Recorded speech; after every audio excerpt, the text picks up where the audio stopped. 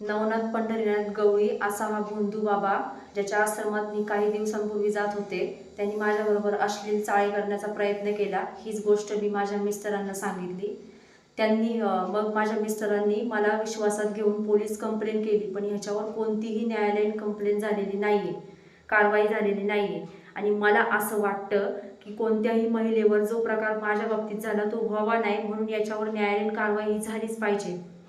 याचं हे आश्रम चांडवली येथे आहे, शिवदत्त आश्रम म्हणून. ह्याला सगळे मामा मामा म्हणून बोलतात आणि याचे बोंधुगिरीचे प्रकार अजूनही चालू आहेत. बायकांची वारी उठवतो आणि बायकांना वशमध्ये करून घेतो आणि त्यांच्याबरोबर अश्लील चाळे करण्याचा प्रयत्न करतो. हा याचे गुंड पाठवतो, माझ्या मिस्टरांना धमकवतो.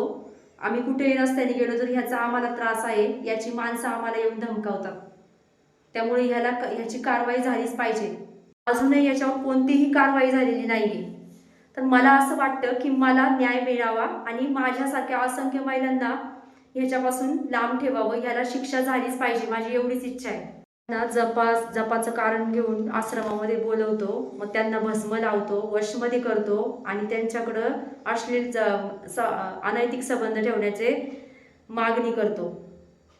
असा हा भोंदू, याला चांगलीच शिक्षा झाली पाहिजे, कडक. खरातचं जे प्रकरण झालं त्याच्यावरून आता आम्हाला विश्वास पटलेला आहे की या देशामध्ये कायदा हा आहे अजूनही जिवंत. त्यामुळे या नराधमाला शिक्षाही झालीच पाहिजे. यांनी असंख्य महिलांना छळलं आहे, असंख्य महिलांची घरं उद्ध्वस्त केलेली आहेत. बाबा तुमचं नाव सांगा पहिलं.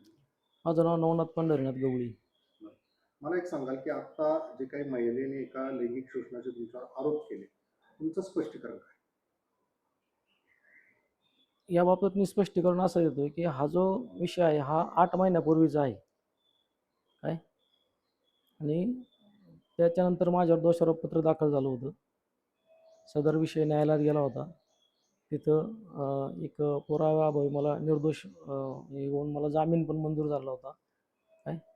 पण आता हे बाहेर काही घटनांचं एक हे झालेलं आहे काय. त्याच्यामध्ये काय होतं आहे, काही सत्य असन तर असत्य, असत्य असन तर सत्य, अशा विषय चालू आहे काय. आणि मग त्या बाबतीत यांनी परत एकदा वरती परत डोकं काढलेलं आहे. आणि असं कधी घडलंच नाही का बा आम्हाला समजा कोर्टाची तारीख आहे, आम्ही गेलो नाही काय. यांनी म्हटले बा जामीन नाही, जामीन पण झालेला आहे त्या गोष्टीचा काय. हे जे आरोप केलेत काही जाणीवपूर्वक तुमचे काही वाद आहेत किंवा कशामुळे काय असं? हे जे आरोप आहेत हे 8 महिन्यापूर्वी या जागेच्या संदर्भात वाद झाले होते. समोर त्यांचा असा विषय होता का डायरेक्ट व एक ट्रस्ट करून हा विषय इथं हे करू काय. परंतु अगदी ह्या लोकांनी माझ्याकडून जे इथं समजा मंदिरासाठी एक देणगी स्वरूपात काही दिलं असेल ते सुद्धा माझ्याकडून रक्कम मला हानमार करून माझ्याकडून जबरदस्तीनं चेक लिहून घेऊन ते सुद्धा त्यांनी परत घेतलेले आहेत.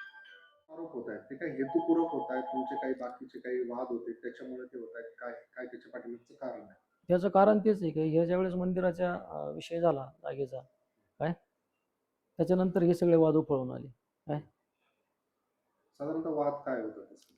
वाद असं होतं का समोरच्यांचं म्हणणं होतं की याच्यामध्ये आम्हाला सहभागी करून घ्या किंवा मला इथे सेपरेट एक रूम बांधून द्या काय, अशा पद्धतीचा विषय होता. पण मी सांगितलं नाही काय, आज बाबा तू एकटा इथे येणार नाही काय, आपल्याकडे येणारे वक्त कंपनी भरपूर आहे काय.